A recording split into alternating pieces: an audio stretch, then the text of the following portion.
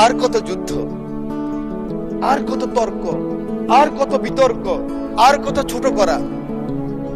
এই সংসদটাকে আসুন না সকলে মিলে, সকলের সংসদ, আকাঙ্ক্ষার সংসদ, বাংলাদেশের 16 কোটি 17 কোটি মানুষ যে সংসদ চায়।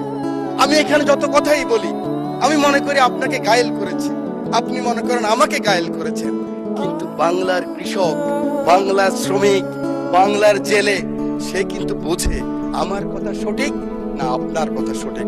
পরের জন্য যুদ্ধ করেছি অনেক, এবার তোমার আর আমার যুদ্ধ।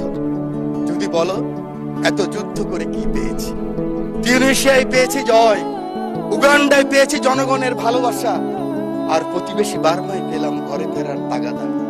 আমি যেন সেই বাতিওয়ালা যে পথ পথ রাস্তায় বাতি জ্বালিয়ে ফিরি, অথচ যার নিজের ঘরে জমে থাকে দুঃস্ব অন্ধকার।